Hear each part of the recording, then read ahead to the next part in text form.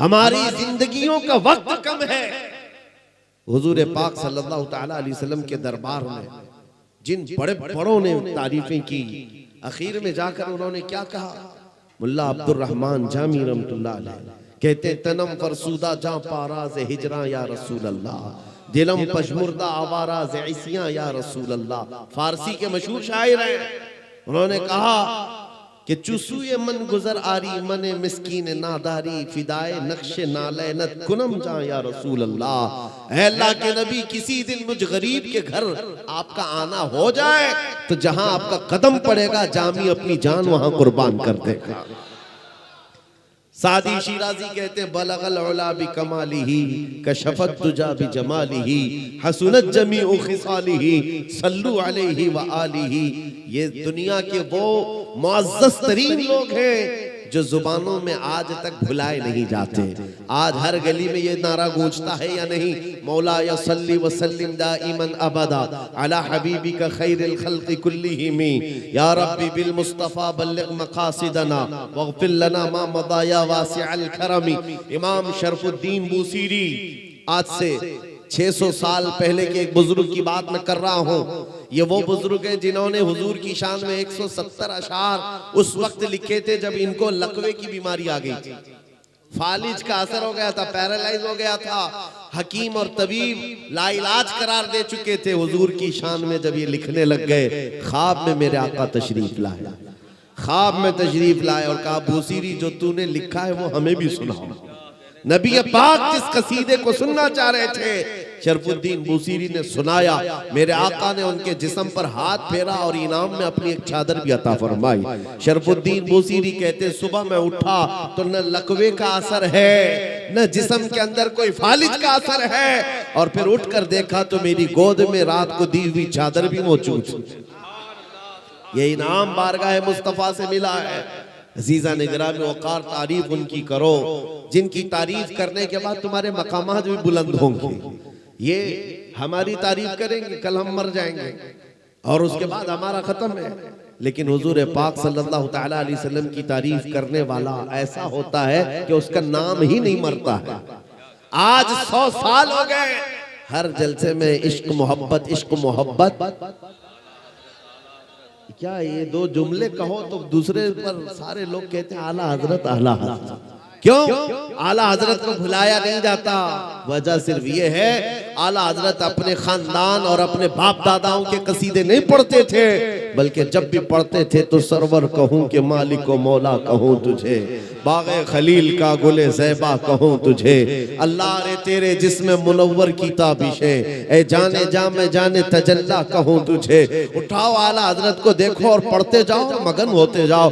दुनिया कुछ नाप रही थी हुजूर का इल्म इतना, हुजूर के अखलाक ऐसे, या हुजूर उम्मतियों के बराबर, नाउज़ बिल्लाह। उस वक्त आला हजरत कह रहे थे सारे ऊंचों में ऊंचा समझिए जिसे, है उस ऊंचे से ऊंचा हमारा नबी, सारे अच्छों से अच्छा समझिए जिसे, है उस अच्छे से अच्छा हमारा नबी।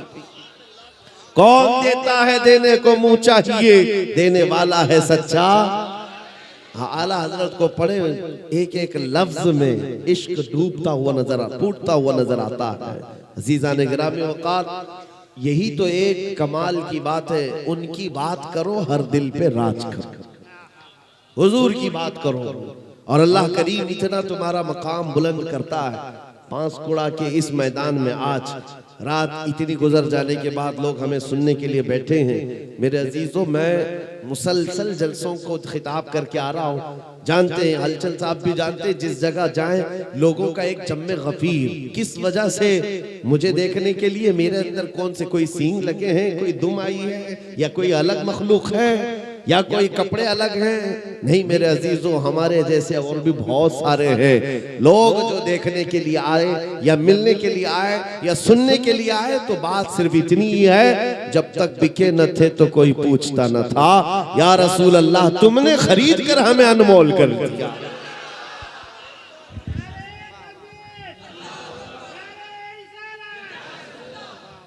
बात सिर्फ यही है, हुजूर के दरबार की नौकरी करो, अल्लाह इज्जतें अता करता है, अल्लाह मकामात में बुलंदियां अता करता है।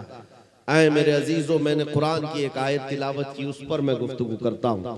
रब ताला फरमाता है अरअयत मन इत्तखज़ इलाहहु हवा, ऐ महबूब आपने देखा कुछ लोगों को जिन्होंने अपनी ख्वाहिशात को अपना खुदा बना लिया है, अपनी ख्वाहिशात को अपना माबूद बना लिया है, जैसी उनकी मर्जी वैसे जीना चाहते हैं। ये ख्वाहिशात को माबूद बनाने वाले लोग, रब ताला फरमाता है अफ़ अंत तकूनु अलैहि वकीला, ऐ रसूल क्या आप ऐसों की सिफारिश करेंगे, ऐसों की सिफारिश लाएंगे, वकील बनेंगे। अम तहसबु अन्ना अक्सरहुम यस्मऊन व याक़िलून इनहुम इल्ला कल अनआम बल हुम अज़ल। कुरान कहता है कि ये लोग, ऐसा लगता है कि सुनते हैं देखते हैं, नहीं बल्कि ये जानवरों की तरह है, उससे भी ज्यादा गए गुजरे। कुरान किन के बारे में कह रहा है? जिन्होंने अपनी ख्वाहिशात को माबूद बनाया, अपनी ख्वाहिशात। मेरे अजीजों, इस्लाम इसी चीज की नफी करता है। तुम यहां पर जीने के लिए जमीन पर आए तो कभी ये जुमला नहीं कहना मेरी लाइफ है, मेरी चॉइस है, मुझे जैसा जीना है मैं फैसला करूंगा। नहीं, इस रुए जमीन पर जीना है तो अल्लाह की मर्जी से, इस रुए जमीन पर जीना है तो हुजूर की मर्जी से। अपनी ख्वाहिशात को जब तक हुजूर के कदमों पर कुर्बान नहीं करते तुम मोमिन हो ही नहीं सकते। ला युमिनु अहदुकुम हत्ता यकूना हवा तबअन लिमा जिअतु बिही। हदीस पाक है, हुजूर सल्लल्लाहु अलैहि वसल्लम फरमाते हैं तुम में से उस वक्त तक कोई मुकम्मल मोमिन नहीं हो सकता जब तक वो अपनी ख्वाहिशात मेरे लाए हुए दीन के मुवाफिक नहीं कर देता। तुम्हें हुजूर पाक सल्लल्लाहु तआला अलैहि वसल्लम की मर्जी के मुताबिक जीना होगा। एक चीज मैं आपको बताऊं, ये मेरी चादर है, मैं इसको 4 इस तरह फोल्ड करके पहनूं, 2 मरतबा फोल्ड करके पहनूं, मेरा इख्तियार है, या इसको मैं टुकड़े करके पहनूं, ये मेरा इख्तियार है। जिसकी जो चीज होती है उसका इख्तियार होता है। आपका मोबाइल है, आप इस वक्त उठा करके मैसेज देखें कि कॉल करें कि कोई भी चीज देखें, आपका इख्तियार है। आपकी चीज पर आपका इख्तियार होता है। लेकिन आपने कभी ये सुना है कि नहीं सुना, सुसाइड करना इस्लाम में जायज है? यानी आत्महत्या करना, खुदकुशी करना इस्लाम में इसकी इजाजत है? नहीं है, बल्कि हदीस में सीधा जहन्नम में जाएगा जिसने सुसाइड किया।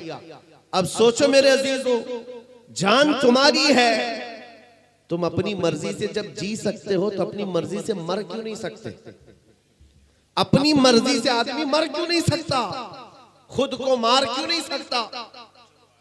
खुद को फांसी पर लटका क्यों नहीं सकता? अपनी मर्जी से मरना तुम्हारे लिए इस्लाम में इसकी इजाजत है ही नहीं। वजह क्या है? वही फार्मूला है, वही फार्मूला है। अपनी चीज हो तो इस्तेमाल करने की इजाजत है। जान तुम्हारी खुद की होती तो तुम जान ले सकते, जान के मालिक तुम नहीं हो इसलिए तुम अपने हाथों से जान नहीं ले सकते। जान के मालिक मालिक रिकाबिल उमम ताजदार मदीना की जात रसूल करीम सल्लल्लाहु तआला अलैहि वसल्लम की मर्जी के मुताबिक तुम्हें जीना, और अल्लाह करीम तुम्हारी जानों का इस तरह से बह जाने को या खत्म करने को कभी हरगिज इजाजत नहीं देता। अजीजा ने गिरामी, ये जुमला फिर कभी नहीं कहना कि मुझे मेरी मर्जी से जीने दो। जैसे आज इस तरक्की याफ्ता दौर में औरतों को भड़काया जाता है, पाकिस्तान जैसे मुल्क में सुनने को एक अच्छा लगता है, लोग बहुत सारे मुसलमान हैं, ऐसे हैं वैसे हैं, लेकिन जानते हो कई औरतें सड़कों पर वहां बैनर लेकर के निकलती हैं कि मेरा जिस्म मेरी मर्जी। नाउजुबिल्लाह मिन ज़ालिक। यानी औरतों को ये वर्गलाया गया, उनको सड़कों पर लाया गया है। तुम 4 दीवारी के अंदर बैठने वाली औरत क्यों बनती हो? निकलो बाहर। जैसे तुम्हारे मर्द अपनी मर्जी से जीते तुम भी जियो। तो औरतें भड़क गई और कहने लग गई हाँ सही कह रहे हो, इस्लाम ने तो हमको 4 दीवारी में कैद करके रखा है, मुसलमानों ने बंद करके रखा है, मेरा जिस्म मेरी मर्जी। यानी एक औरत चाहे जितने उनके पास जाए वो अपनी मर्जी के मुताबिक जीना चाहती। मेरे अजीजों, अगर तुमको अपनी मर्जी से ही जीना है तो तुम्हारा इस्लाम से क्या ताल्लुक है? इस्लाम से क्या ताल्लुक है? इसीलिए मैं आपसे कहता हूं, ख्वाहिशात को कत्ल करो, ख्वाहिशात को मार दो, तब तुम मकामात को देखोगे, ईमान की लज्जत पाओगे। अभी आप जलसे के मुतालिक सुन रहे थे, मैं आपको इस बात का फिर खुसूसियत के साथ, वजाहत के साथ ये ऐलान करता हूं, ऐसे हजार जलसे फज्र की एक रकात के बराबर नहीं हो सकते। क्यों? इसमें तुम तो आए हो रात जागने के हिसाब से, खा रहे हैं, पी रहे हैं, देख रहे हैं, उठ रहे हैं, बैठ रहे हैं। फज्र में उठना अपनी मर्जी के खिलाफ होता है, अपनी ख्वाहिश के खिलाफ करना पड़ता है। ठंडियों का वक्त है, बिस्तर गर्म लगता है, नींद अच्छी आती है, इन सब को छोड़ करके उठना अपनी ख्वाहिश के खिलाफ करना होता है। और यही काम जो करता है उसे एक जिहाद का सवाब भी मिलता है, उसको जिहाद का सवाब है। लेकिन यहां पर भी आज हालात यही है कि जो हमारे मन में आए, हमारी तबीयत में आए, उसको हम अमल करना चाहते हैं। नौजवान दाढ़ी क्यों नहीं रखते? इसलिए कि तुम्हारी ख्वाहिश के खिलाफ है ये बात। दुनिया ताना मारेगी, मुल्ला कहेगी, पुराना आदमी कहेगी, इसलिए शर्म आती है। और इस तरह की शर्म को हयाए शैतानी कहा जाता है। गुनाह करने से शर्म आना चाहिए, सुन्नत पर शर्म नहीं। मेरे अजीजों, लोग नंगे घूम रहे हैं हाफ कपड़े पहन करके, उनको शर्म आना चाहिए। तुम्हें आमिना के लाल के अखलाक पर क्यों शर्म आए? तुम्हें शर्म नहीं आनी चाहिए। लेकिन अपनी ख्वाहिशात के खिलाफ जब काम करोगे तो तुम्हारे लिए जन्नत के हर दरवाजे खोल दिए जाते हैं। मेरे आका सल्लल्लाहु अलैहि वसल्लम की हदीस है, मन तमस्सक बिसुन्नती इंद फसाद उम्मती फलहु अजरु मिअती शहीद। ऐसा जमाना जब आ जाए मेरी उम्मत पर कि जब फसाद हो, फसाद का मतलब यह है कि लोग इस्लाम को हल्के में लेने लग गए हो, उस वक्त तुम हुजूर की एक सुन्नत को जिंदा करोगे, अल्लाह तुम्हें 100 शहीदों का सवाब अता करेगा। आज ये इस चीज की जरूरत है। नौजवान, जलसे करके तुम नारे लगा करके अगर एंटरटेनमेंट का जरिया समझते हो तो ये फजूल है, न करो इस चीज को, न करो। हाँ, अगर इनकलाब लाना है तो अहद करके उठो कि मुझे हुजूर के अखलाक पर जीना, मुझे हुजूर की सुन्नतों पर जीना है। दुनिया क्या कहती है मुझे उससे क्या सरोकार। मैं कब्र में जाऊंगा तो दुनिया को मुंह नहीं दिखाऊंगा, ताजदार मदीना को दिखाना, हुजूर क्या सामना करना है। अकीदा है कि नहीं तुम्हारा? कब्र में हुजूर तशरीफ लाएंगे, अकीदा है। और हश्र में हुजूर की शफाअत होगी, अकीदा है। नबी पाक सल्लल्लाहु ताला अलैहि वसल्लम के बे उनके वास्ते खुदा कुछ अता करे, हाशा, गलत ये हवस में बसर की है। हुजूर को छोड़ करके कुछ होगा नहीं, बखुदा खुदा का यही है दर्द, नहीं और कोई मफर मकर। जो वहां से हो यहीं आके हो, जो यहाँ नहीं तो वहां नहीं। हुजूर अकरम सल्लल्लाहु ताला अलैहि वसल्लम को जब मुंह दिखाना है तो फिर उनके अखलाक के पीछे क्यों ना चले।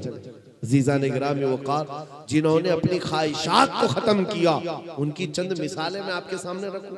आज तुम्हें रात सोने के बाद फजर में उठना मुश्किल हो गया।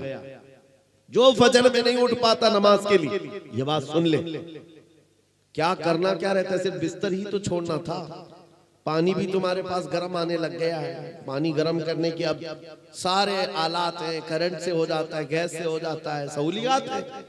उसके बावजूद तुम्हारी तबीयत के अंदर काहिली ऐसी, सुस्ती ऐसी कि ये सोचते हैं कि बहुत बड़ा डिफिकल्ट काम है, मशक्कत वाला काम है। मदीने के उस नौजवान को देखो, आज शादी हुई है, दुल्हन को अपने घर लेकर आया है, सुहाग रात है। दूल्हे के लिए ये जिंदगी की सबसे खूबसूरत रात कही जाती है। उसके लिए शबे विसाल, क्या क्या अल्फाज कहे जाते हैं। बिस्तर पर अपनी शरीक हयात अपनी बीवी के साथ आराम कर रहा है आज का दूल्हा, और रात को मदीने की गलियों में यह आवाज आने लगी, या अय्युहल मुस्लिमून क़ाला रसूलुल्लाह सल्लल्लाहु अलैहि वसल्लम इज़हबू इलल जिहाद फी मरदातिल्लाह तआला। ऐ मुसलमानों, अल्लाह के नबी ने फरमाया है जिहाद में निकलो अल्लाह की रजा के लिए। मुशरिकीन मदीने पर हमला करने के लिए आ चुके हैं, अल्लाह के नबी सहाबा के साथ मदीने से निकल चुके हैं। मुसलमानों जल्दी करो जल्दी करो। ऐलान हो रहा था आज रात का दूल्हा है, पहली रात का दूल्हा है, अपनी बीवी को छोड़कर खड़ा हो गया, कहा ऐ मेरी शरीके हयात, चाहे तो मुझसे तलाक ले ले, इद्दत के बाद किसी और से निकाह कर लेना, या चाहे अल्लाह की मर्जी पर कायम रह, इसलिए कि मैं जंग में जा रहा हूँ, रसूलुल्लाह के साथ जा रहा हूँ। मेरे अजीजों सिर्फ बिस्तर छोड़कर मस्जिद नहीं, तलवार हाथ में लेकर गर्दन हथेली पर लेकर जा रहा है। और उसकी शरीके हयात जो आज की दुल्हन है, वो रोना धोना चीखना चिल्लाना मातम करना नहीं, मदीने की औरत थी। कहती है अपने सरदार, आप मुझे इस दुनियावी जिंदगी में शरीक तो बना ही चुके हो, अब रात मेरे साथ गुजार ही चुके हो, आखिरत की जिंदगी से अलग क्यों करते हो? जाओ अल्लाह हाफिज, जाओ अल्लाह हाफिज। अगर सही सलामत लौट गए तो मैं फख्र से गाजी की बीवी कहलाऊंगी, और अगर नहीं लौटे तब भी मैं मदीने में फख्र से शहीद की बेवा कहलाऊंगी। ये मिजाज था मदीने का।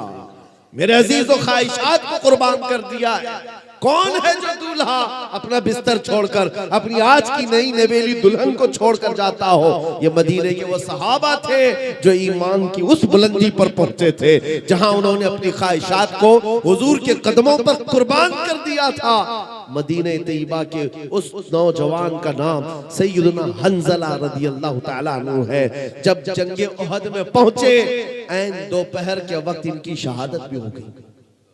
वलीमे के दिन जिसका इंतकाल हो गया, वलीमे के दिन जो मैदान में मौजूद हो, तलवार भाले लेकर के, और शहादत भी हो गई। जानते हो मेरे अजीज, रोंगटे खड़े करने वाली बात है ये। शाम को जब लाशें जमा की जा रही थी, सहाबा इकराम की, लोग कहने लगे हंज़ला को हमने शहीद होते देखा, लाश मिल नहीं रही।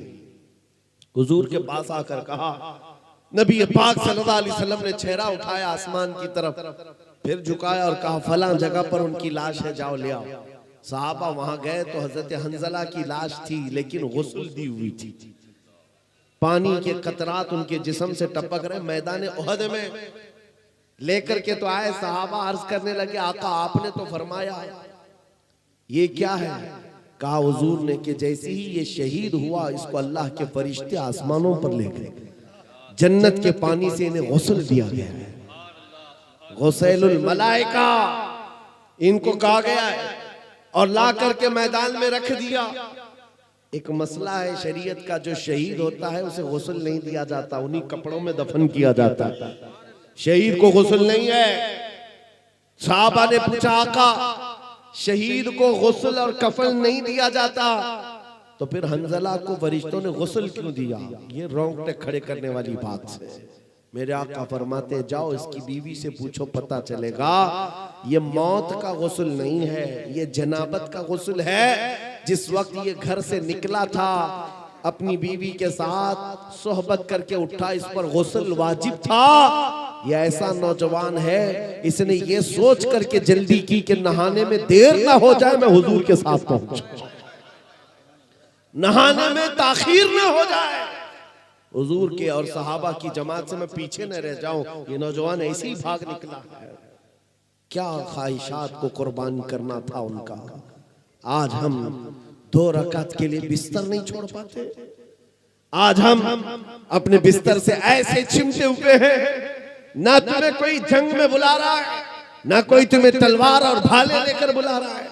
मुअज्जिन तो सिर्फ अल्लाह का नाम पुकार रहा होता है, आ जाओ आ जाओ अल्लाह की बारगाह में सर झुका लो। लेकिन खर्राटे लिए हुए सब महवे ख्वाब हैं।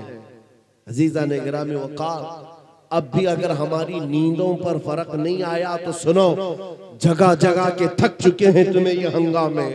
नशाते लज्जते ख्वाबे गिराम बदल डालो, गलत रवि से मनाजिल का बोध बढ़ता है। मुसाफिरों रविशे कारवां बदल डालो।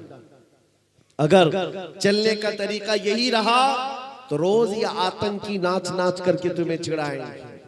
रोज एक नया झमेला लाया जाएगा और एक नया मजाक उड़ाया जाएगा। आज देख रहे हैं हम कभी मस्जिदों, कभी खानकाहों, कभी माबदों और कभी इमामों की दाढ़ियों से खेलना, उनकी पगड़ियों से खेलना। आज के आतंकी क्या ये सब नहीं कर रहे? वजह सिर्फ यही है, हुजूर पाक सल्लल्लाहु ताला अलैहि वसल्लम से जितनी दूर भागते जाओगे ये ठोकरों पर हमें नचाते रह जाएंगे। आ जाओ उस रास्ते पर जहां रसूल पाक ने अपने सहाबा को छोड़ा था, उस जगह पहुंच जाओ। लोग कहते हैं कि कहां आप बुला रहे हैं, आगे बढ़ना है कि पीछे जाना है? मैं कहता हूं आगे नहीं, पीछे चलो, पीछे चलो। दुनिया पुकार रही है और कह रही है आगे आ जाओ, आगे आ जाओ। मैं कहता हूं पीछे चले जाओ, पीछे चले जाओ। कितना पीछे? इतना पीछे जहां खालिद बिन वलीद की तलवार की झनकार सुनाई देने लग जाए। इतना पीछे चले जाओ हैदर कर्रार की गूंजती हुई आवाज सुनाई देने लग जाए। इतना पीछे चले जाओ उमर इब्ने खत्ताब की गरजदार आवाज सुनाई देने लग जाए। इतना पीछे चले जाओ मस्जिद नबवी से रसूलुल्लाह की आवाज आने लग जाए। उसके बाद फिर देखना इन कीड़ों का हाल ये होगा कि बात करना तो दूर, नजर उठाकर तुमसे मिलाना मुश्किल होगा। क्योंकि मशहूर है ये बात, दीवान गाने इश्क मोहम्मद को देखकर घबरा गई है गर्दिशे दौरा कभी कभी, घबरा गई है गर्दिशे दौरा कभी कभी। तुम अगर हुजूर पाक की वफादारी में निकलते तो यूरोप का वो समंदर भी रास्ते दे देता।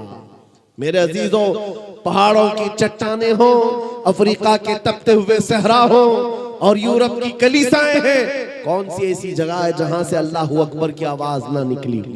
हर जगह से सदाए अल्लाह अकबर गूंजती थी।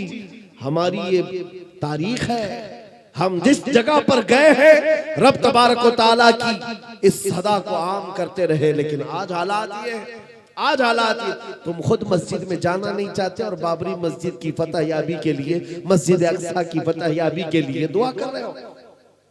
जब तुम्हें नमाज ही नहीं पढ़ना है, नमाज ही नहीं पढ़ना है, तो इन मस्जिदों का ये हाल होगा। मुझे अजीब लगता है, मस्जिद अक्सा के लिए लोग बड़े सीरियस हैं, दुआ हर जगह करते हैं। कहां बैठकर? जो मस्जिद में आते ही नहीं। तुम्हारे मोहल्ले की मस्जिद को आबाद नहीं कर सके, बैतुल मुकद्दस के लिए दुआ कैसे करते हो? मेरे अजीजों, कौल और फेल में तजाद तो नहीं होनी चाहिए, कौल और फेल में। और रही बात ये जो हालात आज पेश आए, वक्त आएगा इंशाअल्लाह अज़ीज़, वक्त आएगा तुम देखो कि अंधेरा हमेशा नहीं रहता, उजाला आता है। रब तबारक व तआला का ये दस्तूर है कि अगर हम टूट फूट गए हैं, इससे भी बुरे हालात आए थे बगदाद में, एक भी मुसलमान रह नहीं गया था जो खुल करके बात कर सके। तातारियों के जमाने में, हलाकू के जमाने में ईंट से ईंट बजा डाली बगदाद की। लेकिन आज जाओ, क्या इस्लाम खत्म हो गया बगदाद में? अरे दरियाए दजला का पानी लाल कर दिया था मुसलमानों के खून से। पूरे बगदाद में घोड़े दौड़ते थे तो खून में उनकी टाप भीगी रहती थी, इतना खून बहाया था बगदाद की गलियों में। ये तो इससे ज्यादा सख्त हालात तारीख में आए हुए हैं, हमने देखा है। मियां करबला के मैदान से ज्यादा सख्त हालात कब आए होंगे? जब इस्लाम खत्म नहीं हुआ, रुका नहीं। तो इन छोटे छोटे मौसमी कीड़ों से थोड़ी ना इस्लाम को रुकना। इस्लाम को ना रुकना है ना रुकेगा। इस्लाम तेरी नब्ज न डूबेगी हश्र तक, तेरी रगों में रवा खून है चार यार का। ये जालिम ये समझते हैं कि हमारी गर्दनों को मार देंगे। किसी जगह आज ही देखा, एक मौलवी साहब मस्जिद के इमाम साहब बाहर निकल रहे हैं और ये आतंकी भेड़िए आए और उनकी दाढ़ी पकड़कर मारने लगे, मॉब लिंचिंग करने लगे और कहा इस धरती पर जीना है तो हमारे खुदा का नाम लेना होगा। ये सब जो आतंक फैलाया जा रहा है, इससे आपको घबराने की जरूरत नहीं, इससे आपको नर्वस होने की जरूरत नहीं। ये हालात आएंगे, हम इस्तेकबाल करेंगे। अल्लाह से दुआ यही करते रहेंगे कि मौला ऐसे हालात पर बस हम पर फजल ये करके कदम तेरे दीन पर कायम रहे और हमारा जिस्म तेरे दीन पर कायम रहे। इन हालात से घबराने की जरूरत नहीं। न घबराओ मुसलमानों, अभी खुदा की शान बाकी है, अभी इस्लाम जिंदा है, अभी कुरान बाकी है। ये जालिम काफिर क्या समझते हैं जो रोज हमसे उलझते हैं? अभी तो करबला का आखिरी मैदान बाकी है। आप सबको इन हालात से नर्वस होकर जीने की जरूरत नहीं। बात इतनी है कि मैं उनकी तरफ बात नहीं कर रहा हूं, मुझे रहजनों से गरज नहीं, तेरी रहबरी का सवाल है। डाकुओं का काम है डाका मारना, चोरों का काम है चोरी करना, लेकिन आपसे हम पूछ रहे हैं तुम अपने घर में क्या कर रहे थे? तुम अपने घर में क्या कर रहे थे? चोर तो आएगा ही, डाकू तो डाका डालेगा ही, लेकिन तुम मुसलमान हो, अल्लाह ने तुम्हें एक बहुत बड़ी अमानत अता की है। तुम्हें अल्लाह तबारक व तआला ने अपने नबी पाक की वफादारी की अमानत दी है। तुम जब इस अमानत पर खुलकर नहीं उतर सके तो फिर तुम भी मुजरिम करार दिए जाओगे, तुम भी पकड़े जाओगे। आओ आज जैसे आपको अभी हलचल साहब कह रहे थे ना, इश्क हो तो इश्क का इजहार भी होना चाहिए, इश्क हो तो इश्क का इजहार भी होना चाहिए। छुपा हुआ इश्क, इसको बुज़दिली कहा जाता है। हाँ, छुपे छुपे मोहब्बत करने वाला बुज़दिल आदमी है। और हम किसी लैला से थोड़ी ना इश्क कर रहे हैं, हम कायनात के आका और मौला से इश्क करते हैं। हाँ, जिसकी मोहब्बत का हाल ये है कि जो एक पल उनकी मोहब्बत में आया, अल्लाह ने उसको क्या मकाम दे दिया। मैं आपको बताता हूँ, मदीने का एक नौजवान, माँ भी यहूदन है, बाप भी यहूदी है, और बेटा एक दिन मस्जिद नबवी के पास से गुजर रहा था, यहूदी लड़का है। हुजूर पाक को सहाबा के साथ बैठे हुए देखा और दिल दे बैठा, और दरवाजे पर खड़ा रहा, देखता रह गया। वो हसीन महफिलें कैसी होंगी, सहाबा की अंजुमन लगी हो और गुलाब जैसी रंगत चमकती हुई मेरे आका की सूरत उसमें हो, और जब देखने वाला पलकें झपकाना भूल जाता था, उस यहूदी लड़के ने देखा और देखता रह गया। एक दिन नहीं, 2 दिन नहीं, 3 दिन नहीं, उसकी तो ये आदत सी बन गई, रोज चलते चलते दरवाजे पर खड़ा हो जाए और उस हसीन मोहनी रंगत को देखता रह जाए। मुख चंद बदर शाशानी है, माथे चमके लठ नूरानी है, काली आंख ते जुल्फ मस्तानी है, मखमूर आंखें हिन मद भरियां, उस सूरत नू मैं जान अखा की जान जहां अखा, सच अखा रब दी शान अखा, उस शान तुशाना सब नबियां। हुजूर पाक का हुस्न देखने वाले का हाल क्या होता था? हजरत जाबिर बिन समुरा कहते हैं, 14वीं का चांद निकला था, मैं घर से बाहर निकला और हुजूर अपने घर से बाहर आए। हुजूर सुर्ख जुब्बा पहने हुए थे। हजरत जाबिर कहते हैं, कभी मैं चांद को देखता और कभी हुजूर को देखता, कभी उधर देखता और कभी इधर देखता। हदीस में है, वो कहते हैं, मैं ये सोच रहा था कि चांद ज्यादा हसीन है कि आमिना का लाल ज्यादा हसीन। और उसके बाद इश्क ने फिर जवाब दिया, चांद से तशबीह देना ये भी क्या इंसाफ है, चांद में तो दाग है, हुजूर का चेहरा साफ। मेरे अजीजों, हुजूर का हुस्न देखने वाला वो नौजवान यहूदी लड़का, उसके बाप से जाकर मदीने वाले किसी और ने शिकायत कर दी कि तुम्हारा बेटा तो मोहम्मद को देखने लग गया है सल्लल्लाहु अलैहि वसल्लम, उनका दीवाना बन गया, रोजाना वहां जाकर खड़ा होता है। बाप कट्टर यहूदी था, कट्टर यहूदी। बेटे से कहा कि तू वहां जाता, उसने कहा वो अच्छे लगते हैं, मैं देखता हूं, अच्छे लगते हैं। बाप ने पाबंदी लगा दी कि आज के बाद से उस रास्ते से भी नहीं जाएगा। लेकिन इश्क है तो इजहार होना चाहिए, इश्क हो तो फिर सारे सलासिल और बेड़ियां तोड़ करके निकलता है बंदा। वो नौजवान न बाप की सुना न माँ की सुना, फिर दूसरे दिन आया, उसी दरवाजे के पास खड़ा हो गया, हुजूर को देखने लगा। जब ये हालात बार बार होने लगे, यहूदी बाप ने देखा कि ऐसे सुनता नहीं, मारा भी बहुत, तोड़ा भी बहुत, उसके साथ सख्तियां भी हुई। उसके बाद जब भी लड़का नहीं रुका तो बेड़ियों से बांध दिया, जंजीरों से बांध दिया, हाथ पैर बांध करके घर में रख दिया। लेकिन जानते हो मेरे अजीजों, सबसे बड़ी तकलीफ आशिक को अपने माशूक से दूर करना, महबूब से दूर हो जाए, ये सबसे बड़ी तकलीफ है। ये नौजवान लड़का बीमार हो गया, बीमार हो गया, इतना बीमार के इलाज से इफाका नहीं, सही होने का नाम ही नहीं है। आला हजरत कहते हैं ना, जान है इश्क मुस्तफा, रोज फजू करे खुदा, जिसको हो दर्द का मजा नाज़े दवा उठाए क्यों।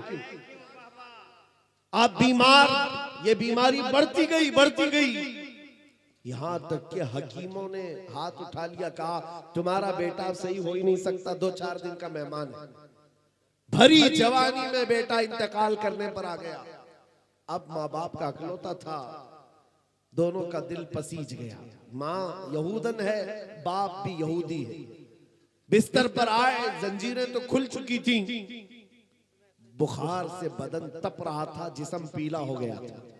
बेटे के पास आए और कहने लगे कि बेटा ये तेरी क्या हालत हो गई, हमने तुम्हारे साथ जो गलत किया उसके लिए हम माजरत चाहते हैं, लेकिन बता कोई तेरी आखिरी ख्वाहिश है। उस नौजवान ने कहा एक बार मोहम्मद अरबी को देखना चाहता हूं।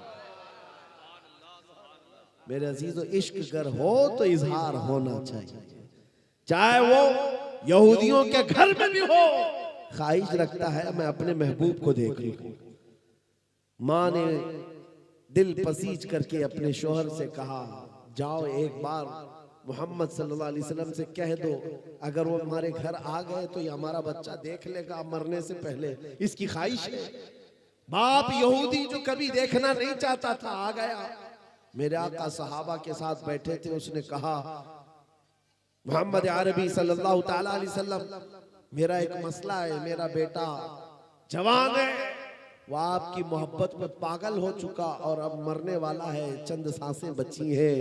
हम उससे आपसे दूर करने के लिए बहुत कोशिशें किए, लेकिन दूर होता नहीं। मरने से पहले उसकी ख्वाहिश है एक बार आपको देख ले। इतना सुनना था, हुजूर अपनी मजलिस से खड़े हो। मेरे आका सल्लल्लाहु अलैहि वसल्लम सहाबा से कहते चलो हमारे एक दीवाने के जाने का वक्त आया है, हम चलते। हुजूर पाक तशरीफ लाए। घर जब आए बिस्तर के करीब, मेरे अजीजों अल्लाह अकबर, खुशबू पाते ही आशिक के दिल और उसके बदन में गर्मी आ गई और हरकत में आ गया। और इधर उधर जैसे यूसुफ गुमगश्ता को सूंघते हुए याकूब अलैहिस्सलाम की बीनाई आ गई थी, उसी तरह से ये नौजवान बिस्तर से उठ करके बैठ गया और कहा मुझे मेरे महबूब की खुशबू आती है, उनकी खुशबुएं आती है। घर में जैसी मेरे आका तशरीफ लाए, सिराने के पास आए बैठे, जी भर करके जवान हुजूर को देखता रहा और उसके बाद हुजूर को देखकर मुस्कुराता रहा। इतना करीब आमिना के लाल आ चुके। मेरे आका ने सीने पर हाथ रखा और पूछा अभी देर किस बात की, क्या अब भी ईमान नहीं लाओगे, अब भी कलमा नहीं पढ़ोगे? उसने कहा दिल तो उसी वक्त दे चुका था, जुबान से अब कहता हूँ अशहदु अन्ना मुहम्मदर रसूलुल्लाह, मैं गवाही देता हूँ मोहम्मद अल्लाह के रसूल है। चंद सांसें गुजरी थी कि इंतकाल हो गया, इंतकाल हो गया। लेकिन मैं आपको बताता हूं मेरे अजीजों, जिसने इश्क का इजहार किया यहूदी माँ और यहूदी बाप के घर में रहकर, जानते हो उस जवान का मकाम क्या है? वो पल भर ईमान लाया और इंतकाल कर गया। जिंदगी में एक नमाज पढ़ने का वक्त भी नहीं आया, रोजा रखने का वक्त भी नहीं आया, हज करने का वक्त भी नहीं आया, लेकिन मकाम कौन सा? सहाबी रसूल का मकाम है, जहां के मुतालिक गौसे पाक फरमाते हैं सहाबी का मकाम कितना है जानते हो? वो जिस घोड़े पर बैठकर जाते हैं, उन घोड़ों के टाप के नीचे से जो धूल उड़ती है, वहां तक उम्मत के गौस का मकाम भी नहीं। वक्त का गौस, कोई वली, कोई कुतुब सहाबा के घोड़े के टाप के नीचे से उड़ने वाली धूल के बराबर भी नहीं होता। वो सहाबी का मकाम है। और वो सहाबी का मकाम कैसे पाया? बस दीदार रसूल है। हुजूर के दरबार में कुर्बानी, अपने ख्वाहिशात खत्म कर दिया। माँ अलग चाहती थी, बाप अलग चाहता था और दुनिया अलग चाहती थी। कौन क्या कहता है, इससे उस नौजवान को कोई सरोकार नहीं। हम रसूलुल्लाह के जन्नत रसूलुल्लाह। आज मैं तुम्हें ये दावत देता हूं, तुम इसकी उसकी सुन करके अपने आप को बदल लेते हो, अपने आप को बदलने लगते हो। चंद औबाशों के साथ तुम्हारी दोस्ती क्या हो गई? तुमने अपने कपड़े भी बदल लिए, टोपियां भी छुपा ली, दाढ़ियां भी छील कर गटर में डाल दिया। तुम्हें पता है तुम्हारी मौत के बाद जनाजे के साथ सिर्फ ये तुम्हारे कब्र तक आ सकते हैं, उसके बाद कोई कब्र में आने वाला नहीं है। तुम्हारी कब्र में कोई आएगा तो आमिना के लाल तशरीफ लाएंगे। इसलिए आज ले उनकी पनाह, आज मदद मांगो उनसे। कल न मानेंगे, कयामत में अगर मान गया। वहां सब बहुत सारे मानेंगे, लेकिन उस वक्त मानना कोई फायदे का नहीं। आज मानो हुजूर को, आज अपनी ख्वाहिशात के खिलाफ आओ। तुम्हारी ख्वाहिशात ये कहती हैं कि मुझे आराम करना है, सोना है। तुम्हारी ख्वाहिशात हराम का खाने की तरफ जाती हैं। छोड़ दो इन चीजों को, हुजूर की तरफ आओ। कितने नौजवान हैं आज इस जलसे से या हमारी इस बात को जहां तक पहुंचे, इसको सुन करके ये अहद करें कि मैं कुछ गलत कामों में मसरूफ था, ये मेरी ख्वाहिशात थी, और जब जब ख्वाहिश होती मैं उस गलत काम की तरफ चला जाता। इसी को कुरान कहता है, जो अपनी ख्वाहिश को पूरी करने के चक्कर में चल पड़ता है, गोया कि वो अपनी ख्वाहिशात को माबूद बनाया हुआ है, अपनी ख्वाहिशात की पूजा करता है, इबादत करता है। यहां से निकल आओ, तुम्हारी अपनी ख्वाहिशात के मुताबिक नहीं जीना है। जीना है तो कैसे? ताजुश शरिया बदरुत तरीका मुर्शिद गिरामी जाने से पहले ये हमको सिखा करके गए हैं, जिंदगी ये नहीं है किसी की किसी के लिए, जिंदगी है नबी की नबी के लिए। ना समझ मरते हैं जिंदगी के लिए, जीना मरना है सब कुछ नबी के लिए। जीना मरना है सब कुछ नबी के लिए। हुजूर की मोहब्बत में जियो और उनकी ख्वाहिशात के मुताबिक। अच्छा, यहाँ पर उलमा भी हैं, मुफ्तियान इकराम भी हैं, जहां जहां दारुल इफ्ता है इनसे जाकर के पूछो, फतवे लिखते नहीं, सवालात आते हैं इनके पास, फतवे लिखते हैं।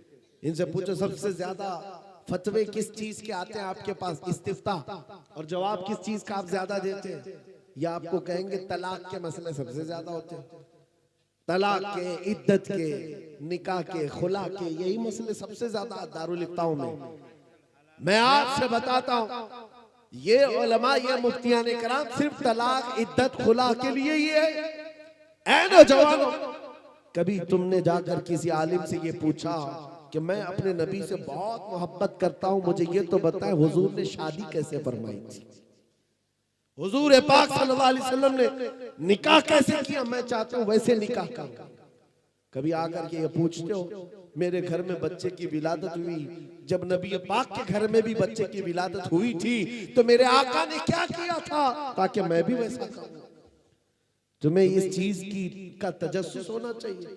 जो मोहब्बत करता है वो ढूंढ ढूंढ करके अमल भी करता है अपने महबूब की अदाओं पर। बहुत बड़े बुजुर्ग हैं, वो फरमाते हैं, तरबूज जानते हैं ना, इसको क्या कहते हैं आपके?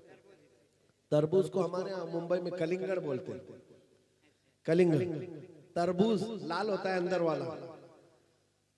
बुजुर्ग रोज देखते थे, खाने की ख्वाहिश भी थी, खाते नहीं थे। शागिर्दों ने पूछा, हुजूर आप ये खाते क्यों नहीं? कहा ये सुन्नत है, हुजूर पाक ने खाया है। कहा हाँ सुना तो है, तो फिर क्यों नहीं खाते? कहा मैं इस बात की तलाश में हूं कि हुजूर ने कितने टुकड़े करके खाए थे, ये मुझे मिल जाए, मैं उसी तरीके से खाना चाहूं। उन लोगों का हाल ये था कि वो ढूंढ ढूंढ करके हुजूर की सुन्नतों पर अमल करते, और आज चुन चुन करके तुम निकालना चाहते हो। यही तो बात है जिसको इकबाल कहता है, उनके जो हम गुलाम थे खल्क के पेशवा रहे हैं, उनसे फिरे जहां फिरा फिर आई कली वकार में, हमें करनी है शहींशाह बतहा की रजा जोई। वो अपने हो गए तो रहमत परवरदिगार अपनी ख्वाहिशात के खिलाफ जाओ। आपको पता है कौन सी ऐसी माँ है जो अपने बच्चे को दूर कर सकती? कोई माँ है? छोटा सा बच्चा, लेकिन मदीने तैयबा में हमने ये भी देखा, एक माँ 1.5 साल का बच्चा लेकर हुजूर के पास आई, जंग में जा रहे हैं हुजूर, कहा कि हुजूर ये मेरा बच्चा भी लेकर के जाए। 1.5 साल का बच्चा लेकर आई है। सोचो, अकल में लाओ बात। उन्होंने अपनी ख्वाहिशात को कैसे हुजूर के कदमों पे डाल दिया। हुजूर पाक ने पूछा इसका क्या करेंगे? खातून कहती है मेरे पास अब कोई जवान नहीं रह गया, मेरा शोहर शहीद हो चुका, मेरे पास इस 1.5 साल के बच्चे के अलावा कोई नहीं। मदीने की सारी खवातीन अपने जवान बेटे आपके साथ भेज रही हैं, तो मैं पीछे क्यों रहूं? यही बच्चा लेकर के आई। मुझे पता है मेरे आका, मेरा बेटा तीर तलवार चला तो नहीं सकता, आप किसी मुजाहिद सहाबी के हाथ में इसको दे दे, जब दुश्मनों की तरफ से तीर चले तो मेरा बच्चा ढाल के काम आ सकता। तीरों से बचने के लिए मेरा बच्चा ढाल के काम आ सकता है, इसको ले जाए। मेरे अजीजों, ये उनकी ख्वाहिशात, हुजूर के कदमों में हर चीज निछावर करना है। एक ओहद के मैदान में एक खातून ऐसी है जिसके 4 रिश्तेदार शहीद हो गए थे, बाप भी, बेटा भी, शोहर भी, भाई भी। एक घर में एक जनाजा हो, औरतों का हाल बुरा हो जाता है। शोहर किसी औरत का इंतकाल कर जाए तो औरत तो आपे में नहीं रहती, काबू में नहीं रहती, लेकिन वो मदीने की खातून है, बेटा भी शहीद हुआ है, भाई भी, बाप भी, शोहर भी। लोगों ने जब कहा तुम्हारे ये 4 लोग शहीद हो गए, वो खातून कहती है पहले ये तो बताओ आमिना के लाल सलामत है कि नहीं, मेरे घर की शहादतें छोड़ो। कैसी खातून थी, कैसा जिगर था उनके पास। आने वाले ने कहा अल्लाह के रसूल सलामत है, तो वो अपना आंचल फैलाकर कहती है मेरा चांद सलामत तो पूरी कायनात सलामत है। या रसूल अल्लाह कुल्लु मुसीबतिन बादका जुललुन, ऐ अल्लाह के रसूल अगर आप हैं तो हर मुसीबत छोटी है, हर मुसीबत छोटी है। उन सहाबा इकराम रिज़वानुल्लाह ताला अलैहिम अजमईन ने अपनी ख्वाहिशात को हुजूर के कदमों पर कुर्बान कर दिया, निछावर कर दिया, तब तो जाकर के वो औजे सुरैया पर पहुंचे। आज मैं आपसे यही रिक्वेस्ट करके जाता हूँ, नौजवानों, जिंदगी बची थोड़ी सी है हमारे पास, यूं ही गुजर कर चली जाएगी, अनकरीब मलकुल मौत आने वाले हैं। तुम्हें पता है, एक मैं अभी किताब में पढ़ रहा था, कभी कभार तुम्हें झुरझुरी आती है ना बदन पर, कभी आती है अचानक कपकपी जैसी आ जाती है, कभी कभार आती है बदन में, क्यों आती है? बुजुर्गों ने लिखा है कि जब मलकुल मौत हर घर पर आते हैं, रोजाना हर घर पर आते हैं, एक बार तुम सबको हम सबको देख करके जाते हैं, और जिसकी मौत आने वाली होती है उसको 3 बार देखते हैं, और जब उनकी नजरें तेज पड़ती हैं तो बदन में झुरझुरी आती है। तुम्हें अंदाजा भी नहीं कितनी मर्तबा ऐसा हुआ है। ये इस बात की अलामत है कि मौत आने वाली है, मौत आने वाली है। मेरे अजीजों, इस दुनिया में बड़ा बड़ा ताकतवर हमेशा के लिए नहीं आया। अल्लाह के नबियों के लिए भी, अल्लाह के रसूलों के लिए भी हमेशा की जिंदगी नहीं दी गई। मौत अल्लाह का वादा है, ये अनकरीब आने वाला है। हम इस दुनिया के सारे मेले को छोड़कर चले जाएं, इसके लिए आओ अपनी ख्वाहिशात से जीकर कितने दिन जी लेंगे? 80 साल, 100 साल, उसके बाद क्या होगा? उसके बाद क्या होगा? ये गुनाहों की लज्जत बहुत छोटी सी है, ये खुजली की तरह है, खुजाते रहते तो अच्छा लगता है, छोड़ दो तो जलन होती है। गुनाहों की लज्जत थोड़ी देर की है, आ जाए हम बदल डाले, गाने सुनने की आदत खत्म कर देंगे। कोई नौजवान आज से गाने नहीं सुनेगा इंशाल्लाह, ये वादा करते हैं ना इंशाल्लाह। ये जलसे का ये मैसेज है, कोई गाना नहीं सुनेगा। टाइम पास के लिए लोग सोचते गाना लगा करके बैठेंगे, टाइम पास के लिए गाने लगाते हो। तुम्हें पता है मुहद्दिसीन फरमाते हैं जो कसरत से गाना सुनता है उसके दिल में निफाक आता है, वो जिना की तरफ जाता है, वो जिना की तरफ जाता है, निफाक उसके दिल में आता है। इसलिए मेरे अजीजों, तौबा करेंगे, कोई गाने बाजे नहीं सुनेगा इंशाअल्लाह। और उसके अलावा नशा अपने मोहल्लों से दूर करेंगे। नौजवानों को आज नशा में ला करके ऐसा कर दिया गया है, ये बेचारे आज ऐसे हो गए कि इनको कुछ दुनिया का होश ही नहीं। हर शहर की बीमारी है ये, बड़े बड़े शहरों की। 4वीं में, 5वीं में, 7वीं में पढ़ने वाले स्कूल के बच्चों को नशा दिया जा रहा है, और वो भी बड़ा बड़ा नशा। क्या क्या चीजें नशे में ला दी गई हैं पता है, और सारे मुसलमान बच्चों को इसमें मुलविस किया गया है। क्यों? दुनिया जानती है मोहम्मद अरबी के शेर हैं, खड़े हो गए तो बहुतों की नींद हराम कर दे, इसलिए इनको नशा में रखो और तुम नशा से बाहर निकलोगे। इसलिए कि मेरे आका सल्लल्लाहु ताला अलैहि वसल्लम ने फरमाया है, जिसने हराम नशा किया है दुनिया में, आखिरत में दर्दनाक अंजाम के लिए वो इंतजार करेगा, वो इंतजार करेगा। शराबियों के लिए, नशा करने वालों के लिए बहुत दर्दनाक अज़ाब है। तौबा करेंगे। और कोई भी बच्चा बिगड़ा हुआ है, जा रहा है नशा के रास्ते पर, तो मारना तोड़ना हमारा काम नहीं, हाथ पकड़ो, सिर्फ उसको वास्ता दे दो गुंबद खजरा का, उसको वास्ता दो आमिना के लाल का। ताजदार मदीना की अगर राई के दाने के बराबर भी मोहब्बत रखता है, आ जाओ उस रास्ते से। और यहाँ इस रास्ते में जो लज्जत है वो तुझे दुनिया के नशे में नहीं मिल सकती। मुझे उम्मीद ही नहीं, यकीन है हुजूर के नाम पाक की बरकत से वो बच्चा भी सीधे रास्ते पर जरूर आएगा इंशाअल्लाह।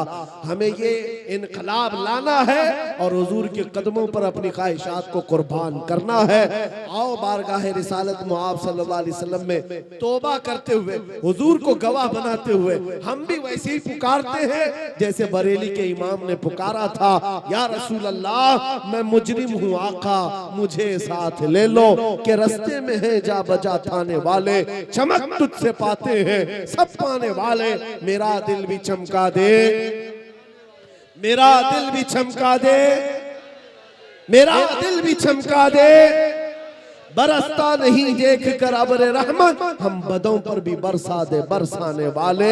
और यह अहद करना अपनी मर्जी से नहीं जीना है, अपनी ख्वाहिशात से नहीं जीना है, बल्कि कैसे जीना है।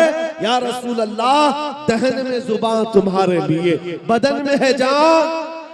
हम आए यहाँ और उठे भी वहां, लब्बैक या रसूल अल्लाह, लब्बैक या रसूल अल्लाह, लब्बैक या रसूल अल्लाह। व आखिरु दावाना अल्हम्दुलिल्लाहि रब्बिल आलमीन।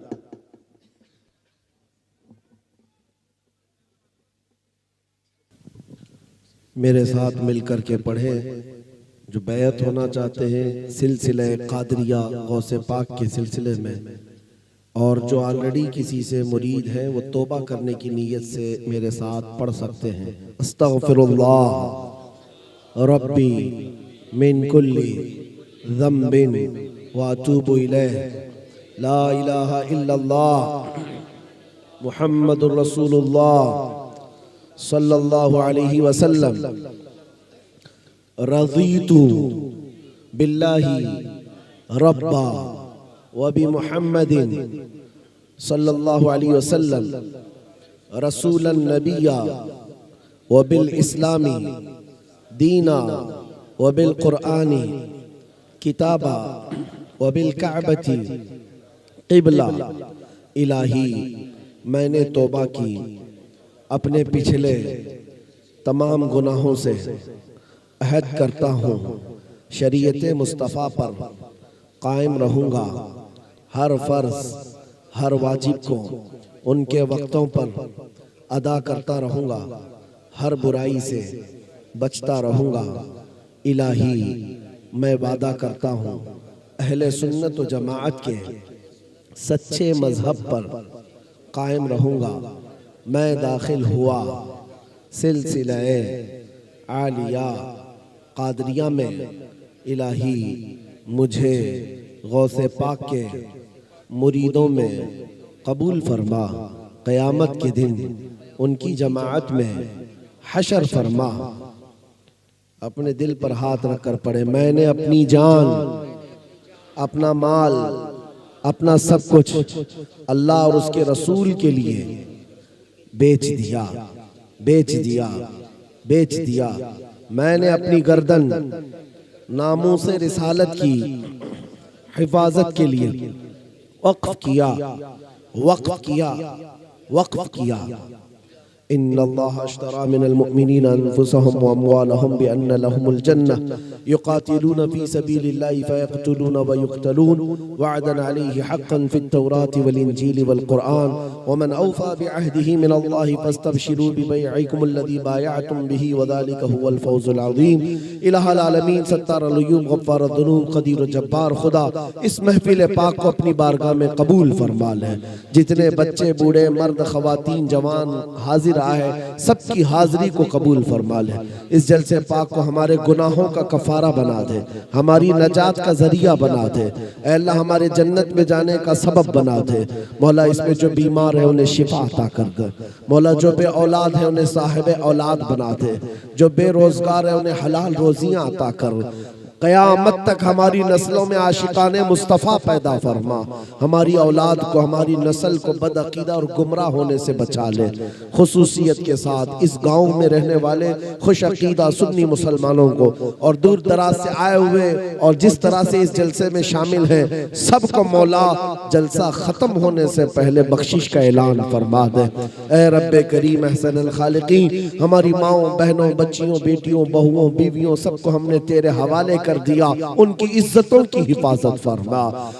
ऐ रब्बे कदीर, जादू, सहर, सिफली, उलवी, हर तरह की नजर बद, हासिदीन के हसद, शर्रीन के शर व फसाद से हम सब की हिफाजत फरमा। इस मुल्क अजीज में कुफ्फार व मुशरिकीन के जुल्म व सितम से हर मुसलमान की हिफाजत फरमा। मौला हमारी मस्जिदों, खानकाहों, दरगाहों, माबदों सबकी तू मौला गैब से हिफाजत अता फरमा।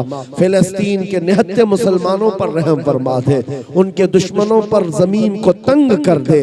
मौला उन फिलिस्तीनी शहीदों को कबूल कर ले, उनके जख्मियों को शिफा अता कर दे। मौला उनके इस्तिकामत में मजीद इजाफा अता फरमा। मौला करीम, आखिर में ये इल्तिजा है, न जाने ये आंखें कब हमेशा के लिए बंद हो जाएं। इन आंखों के बंद होने से पहले एक बार तेरे हबीब पाक के चेहरे की जियारत नसीब फरमा। इन्नल्लाह व मलाइकतहु युसल्लूना अलन नबी या अय्युहल्लज़ीना आमनू सल्लु अलैहि व सल्लिमू तस्लीमा। अल्लाहुम्मा सल्लि अला सय्यिदिना व मौलाना मुहम्मद मअदनिल जूदि वल करम व आलिहि व अस्हाबिहिल किराम व इब्निहिल करीम व बारिक व सल्लिम। दअवाहुम फीहा सुब्हानक अल्लाहुम्मा व तहिय्यतुहुम फीहा सलाम व आखिरु दअवाहुम अनिल हम्दुलिल्लाहि रब्बिल आलमीन। जब दमे वापसी हो या अल्लाह, जब दमे वापसी हो या अल्लाह, लब पे जारी हो बस ला इलाहा इल्लल्लाहु मुहम्मदुर रसूलुल्लाह। एक बात मैं ये भी बता दूं, जलसे में जो कुछ भी यहाँ से कहा जाता है इस्लाह के लिए कहा जाता है। हमारी बात कभी सख्त होती है, कभी नरम होती है। डांटने के एतबार से भी अगर किसी ने कहा है, आपके इमाम साहब तो चिल्ला रहे थे, डांट रहे थे, इसका मतलब क्या है? ये आपसे दुश्मनी रखते हैं? नहीं, बाप अपने बच्चों से मोहब्बत करता है तभी डांटता है, और अपना हक समझता है तब डांटता है। जिसके ऊपर हक नहीं समझता उसको क्यों डांटेगा? इसलिए उन जुमलों का भी आप कभी बुरा नहीं समझेंगे, बल्कि आप ये समझें ये मेरी इस्लाह के लिए। नश्तर जो लगाता है वो दुश्मन नहीं होता। डॉक्टर भी फोड़ी को काटता है तो इसका मतलब ये नहीं है कि वो तुम्हारा दुश्मन है, वो तुम्हारी उस फोड़ी का इलाज कर रहा है। मैंने यहाँ पर जो भी कहा, अल्लामा मौलाना जाकिर बिस्बाई साहब ये कह रहे थे, इस्लाम के सलीब के सिलसिले में जो कहा उसका माना कील है, मेख है या तलवार है। माना मुराद साहब मामला ही जानता है, पढ़ने वाला, बोलने वाला। अगर यही नीयत है तो कोई उस पर मुआखजा नहीं। नीयत अगर यह है उस पर कोई मुआखजा नहीं, लेकिन उर्फ आम में क्या चल रहा है इसका लिहाज बहुत जरूरी है। वरना हुक्म मुफ्ती जो है आपके दिल पर चलने वाले हालात में नहीं लगाता। उमिरना बिज़वाहिर वल्लाहु यतवल्ला सरायर। हमारे बातिन के हालात का अल्लाह मालिक है, लेकिन उलमा को जाहिर पर हुक्म लगाने का हुक्म दिया गया है। इसलिए बचना भी बहुत जरूरी है, एहतियात जरूरी है। लेकिन जो कुछ भी यहाँ इस्लाह हुई इससे मेरा दिल बड़ा खुश है। खास तौर पर आपके इस इमाम साहब ने जिस तरह से आपको नमाजों के लिए तंबीह किया है, मेरे अजीजों, ये हकीकत में मोहब्बत करने वाला ही कर सकता है। वरना यहाँ से खड़े होकर के ये भी कहते हैं लाओ 5-5 रुपये, 10-10 रुपये लाओ, हमको ये काम करना है, वो काम करना है। उन्होंने तो आपको नमाज की तरफ बुलाया है। अल्लाह करीम आपकी आखिरत को संवार दे, आपके घरों में खूब बरकतें अता फरमाए, और ये जलसे इंशाअल्लाह इस तरह का फायदा पहुंचाते रहेंगे तो हर साल क्या, हर महीना भी हो तो कामयाब है।